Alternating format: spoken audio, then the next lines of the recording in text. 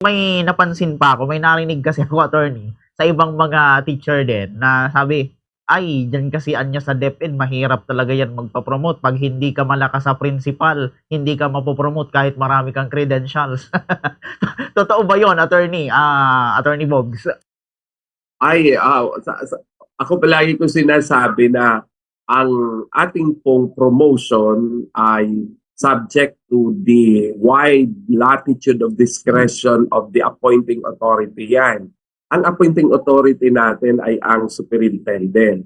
Ang ating naman pong mga superintendent, sumusunod din naman yan doon sa tinatawag na shortlist, na yung shortlist na Bumbukier ay ibinigay ng HRMPSB o yung Human Resource Personnel Selection Board. So sila naman yung nagbibigay ng listahan sa ating pong superintendent para pumili doon kung sino yung pipiliin. Sa bawat isang bakanting item, Bumbukier, 5 ang inilalagay dyan na shortlist.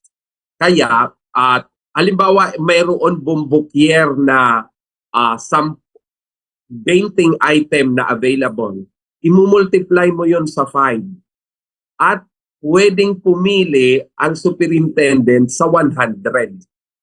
Halimbawa, ganoon. Kaya kung minsan ang iba, nami-misinterpret nila yung bakit kaming nandito pa sa 1 to 99, hindi pa nakuha, pero yung ika-100 nakuha.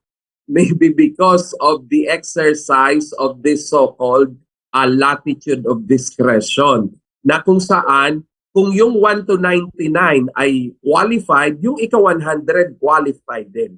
Kaya sana maintindihan yan ng ating mga tagapakinig upang sa ganon ay hindi tayo nagkakaroon ng sakit ng damdamin bago sa promotion. Bakit yung na-promote yung ika-5, meron pang 1 to 4? Kasi kung may isang bakante, 5 ang pwedeng pagpilian ng ating pong superintendent. And yung 5 na yun, shortlisted lang ang tawag noon. Ibig sabihin, lahat po yun qualified. So kung pumili ang superintendent ng ika-5, sasabihin ba nung 1 to 4, bakit hindi kami? Qualified naman kami. Sasabihin naman ng ika-5, qualified din ako. Kasi nandun din ako sa shortlist. Yun nga lang, nung in-exercise nung appointing authority yung kanyang discretion, pinili niya yung ika-5. Magkakaroon ba makakasuhan ba yung superintendent? Hindi, kasi yun nga ay part ng discretion at part yun ng ating mga umiiral na batas. Kaya sana hindi sasabihin na hindi ako nakapasok kasi wala akong white horse or puting kabayo, Bumbukier. Those are the old practice.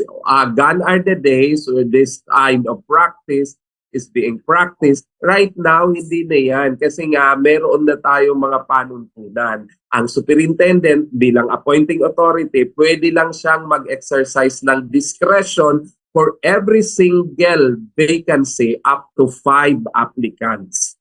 Usually naman, yung 5 applicants, Bumbukier, kinukuha sa pagkakasunod-sunod, nag-rank 1, 2, 3, 4, 5. Kung pinili yung ika-5, that's an exercise of discretion. Alright, yun. Ibig sabihin pala, attorney, kung ikaw nagpapa-rank ka or nagpapa-promote ka, pag hindi ka pa napipili, maghintay ka, wag ka munang mag-iisip ng negatibo na parang bakit hindi ako pinili? Ako dapat yung nandito eh. Ganon, Attorney Boggs.